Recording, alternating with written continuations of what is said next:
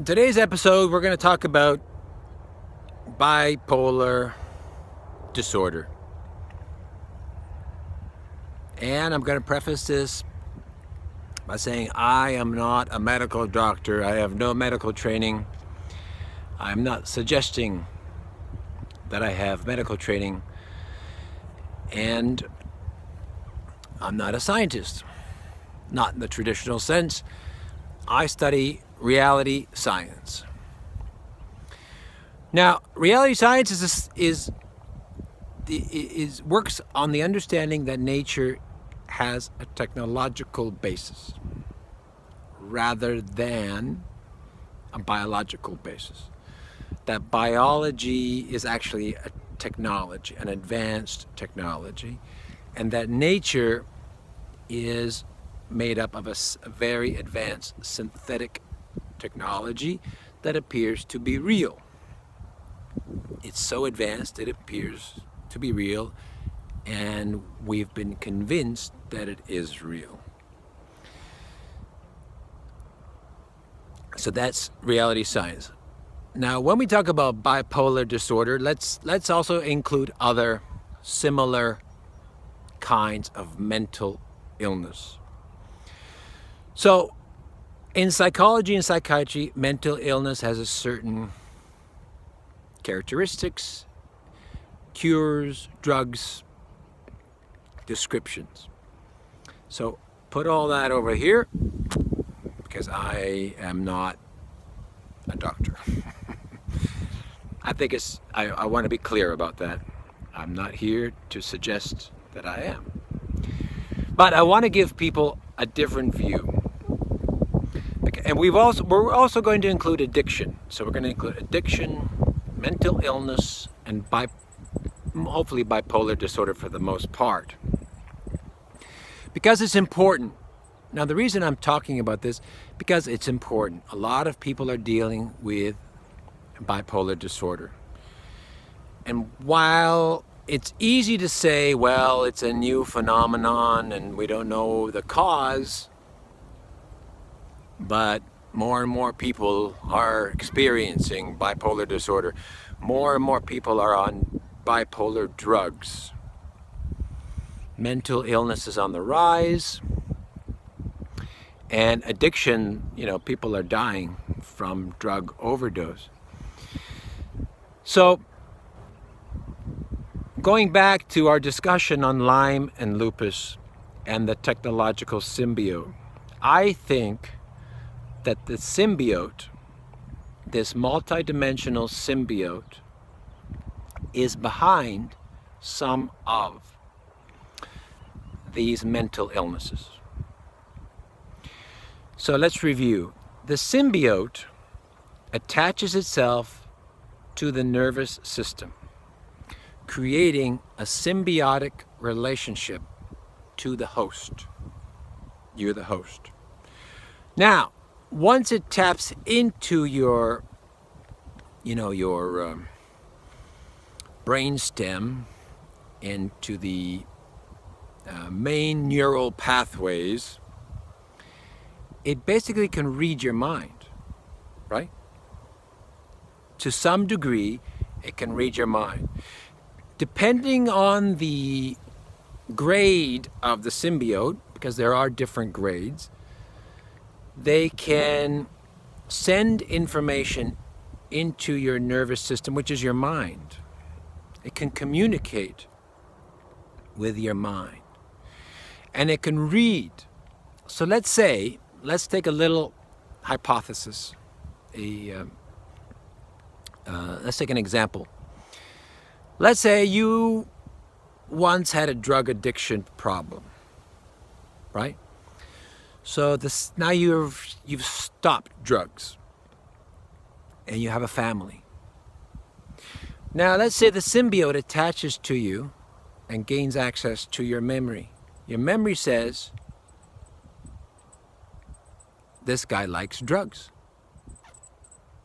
So the symbiote can connect the memory of drug use back to your conscious mind. So it can take it from the subconscious into your conscious. And then, because it has access to your nervous system, it can also link that pleasure of the past. Man, I felt good when I was on drugs, right? The memory. So when you have a memory, I'm not a memory specialist, but when you have a memory, you have these feelings associated with the memory, right? A romance, oh, a drug. When I was taking drugs, everything was great. And now your life is having difficulty. So the symbiote, because the symbiote wants to, what? The symbiote wants to take you over. The only way it can take you over is if it can take off your conscious control of the body.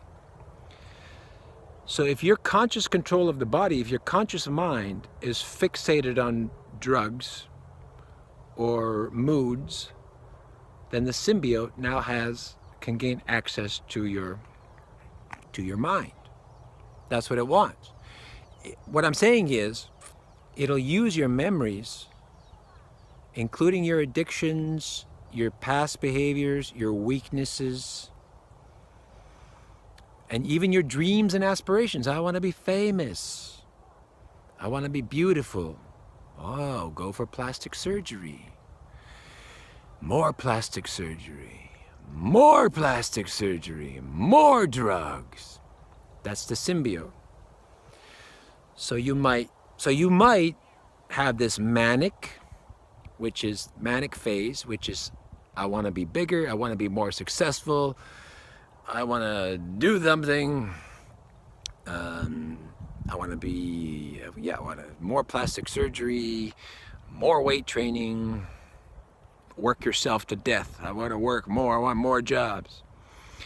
Or you could have this regressive phase, which is addiction, more alcohol, more drugs, get into the wrong relationships. So why is it some people turn to drugs and some people turn to fame and some people turn to beauty? It's because that's what's in their psyche, their mind, the subconscious. And the symbiote draws it out. And it coaxes it out of you. And it does it to weaken you. Because if you go around chasing things and doing the wrong thing and doing drugs or crime, it'll say, if you're a violent person, it'll drive you to anger. Beat your wife. Rob a store. Get a gun. If you're driven by paranoia, they're all after you. Don't trust anyone. Be alone. Right? What the symbiote does, it taps into your subconscious and your memories, and it distorts reality. Because it wants to defeat you. Once it has taken away your conscious control, then it starts to take over the host, right? It settles in. And then you might have a problem for many years, right? You might have an addiction for a long, long time. And then once those access points are open, even the symbiote detaches and a new symbiote comes in, it can find those back doors from the previous symbiotes. So what I'm saying is bipolar disorder can be, because we don't know for sure, but my research says that these technological symbiotes are real. And they are more advanced, and we don't have the technology yet to identify them. But you can feel them at the energetic level, right? I can feel them at the energetic level. You do know they are there from the symptomatic level. If you have sudden depression, speech problems, bowel problems, mysterious pain in your arm, numbness, so symptomatically, we could figure it out. Again, I'm not discounting medicine, but I'm suggesting that these symbiotes are conflating medical problem, the issue, the real source of your pain. We can also identify the symbiote by its modality of operation. So you have a flare-up. So mood disorder is essentially, there's a sudden shift, right? And then there's a remission. And that fits in with the characteristics of the symbiote. The symbiote, it attaches, it latches in, and it drives you. And then a couple of days later, it's taken the host, it's sucked your energy, sucked your chemicals and your hormones, and then it dies off. It's most likely it's a temporary thing. So it fits in with this flare-up and remission, flare-up, remission, a mood disorder, bipolar, manic depression, right? And it's called bipolar now because it's a lot more complicated. And that's because every person is different. Every person's memories are different. Every person's weaknesses, hopes, and aspirations are different. And that's why it's different for everybody. So the symbiote reads into your memory. Maybe it doesn't access all your memory, maybe some of your memory.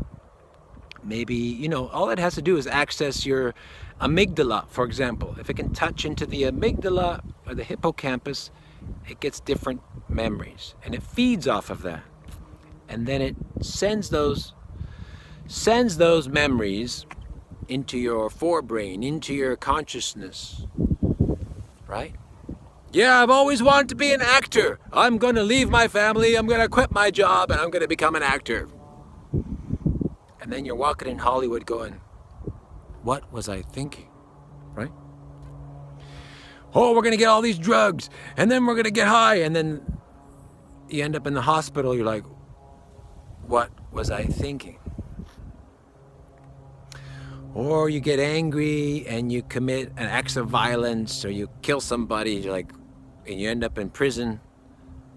What was I thinking? Maybe you weren't thinking. Maybe something was helping you think. That's the power of the symbiote. Now, again, we can get extreme cases and we can get mild cases, mild distortions. So there's all grades. If you don't have to do something crazy, because maybe that requires to really be tapped in, and it requires a person with those extreme characteristics. Most people are kind of more modest, right? More moderate. The other thing is the symbiote. Again, it's got this neural communication. It can distort your reality. It can make you hallucinate. You can start to see things that aren't there. You might see images. So if let's say you are Christian and you believe in Jesus, you might see Jesus. You might see angels. And they will look real. If you are afraid of clowns, and this thing reads your fears, and you're afraid of clowns, then you might see a clown. Yeah, this clown is following me. But it is a hallucination because it's tapped into your visual cortex, let's say. It can make you see things. I can't explain it scientifically, but I can tell you that this is an ability, and this can happen. It can change what you see, also what you hear. You hear voices. So oftentimes your fears and your aspirations, there may be voices. You may be able to talk to the symbiote. Then you know it's really attached. So if you can ask the symbiote, if you can ask yourself a question in your head, you think it's a good idea to buy drugs? And you get a voice back that says, why not? You deserve it.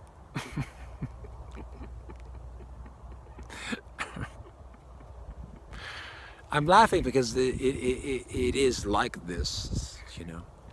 I don't do drugs, but so I'm just imagining that scenario. But you might ask us something else. Should I, should I go beat up that guy? He's a jerk.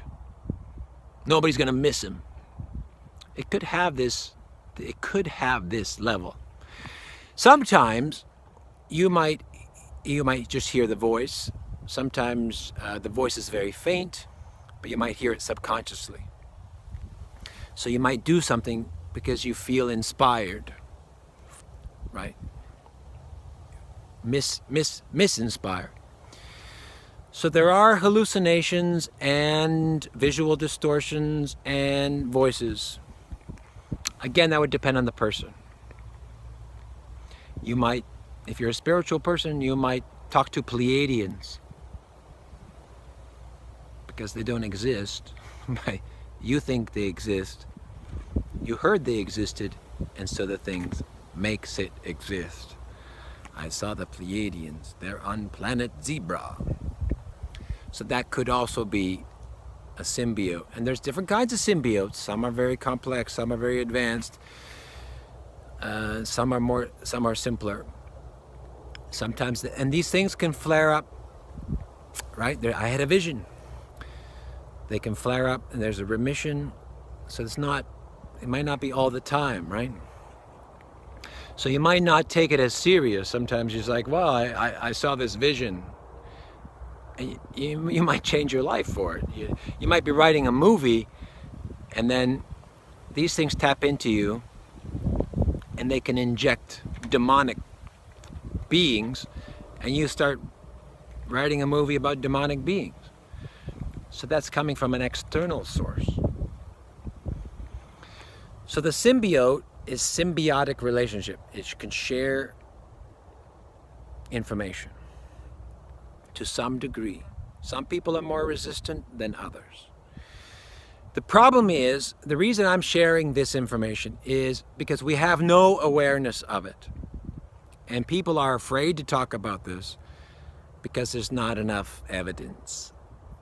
Where's the evidence? Well, the evidence is the existence of bipolar disorder, the existence of mental illness, the rise in addiction. People hear voices, there are hallucinations, people have symptoms. And some of these symptoms are mysterious, and some people have more problems than others. That's a kind of evidence. I would say hard evidence. He hallucinates. Where does it come from? Now, the question is it because the person is, not working properly? Is it biologically ineffective, right? Or are they extremely sensitive to these kinds of things, and therefore easier to have these problems, right? People are more susceptible. More sensitive people are susceptible. A lot of people will have these symptoms and they will just try to go through life. They will try meditation, they will turn to spirituality, they will eat better.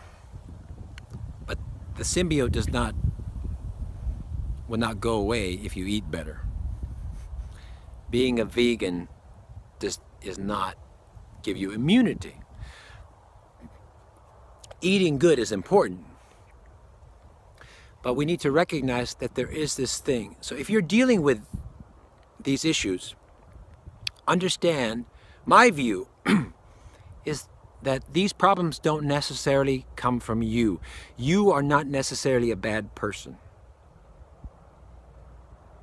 I think maybe we should say that. Yeah, maybe you have weaknesses. Maybe you have issues. Well, who doesn't? I have issues. I have weaknesses. I have problems. I make mistakes. But these symbiotes, they can use your weakness against you. They can use your aspirations against you. They can distort reality. And they can really screw up your life. So it's an external attack. It will take a number of years before we can really study this thing. I've been speaking about it now for 5 or 6 years.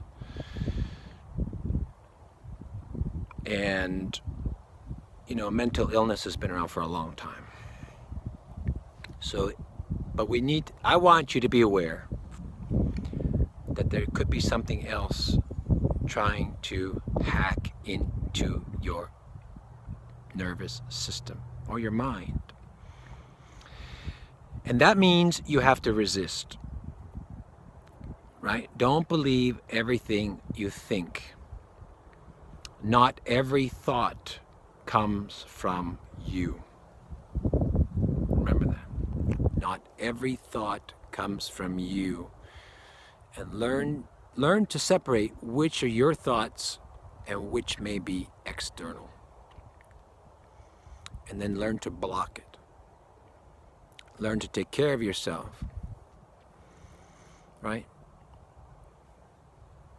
Be with friends. Wash daily. Symbiotes don't like water. Try essential oils, sage, exercise, good food. I don't think you need to be vegetarian. Just good food, healthy food. Stay away from excess alcohol, drugs, any addictive behaviors, because they can be manipulated, right? Well, you shouldn't take drugs anyway. You know, moderation. How about that? Moderation. As soon as you start to go over, then suspect something's gone wrong and pull yourself back. And these things are very convincing. Once they tie into you, you can't separate you from it. And they go away, and then you forget about it, and then they come back. I hope that helps somebody. It's not a cure, but it's an awareness.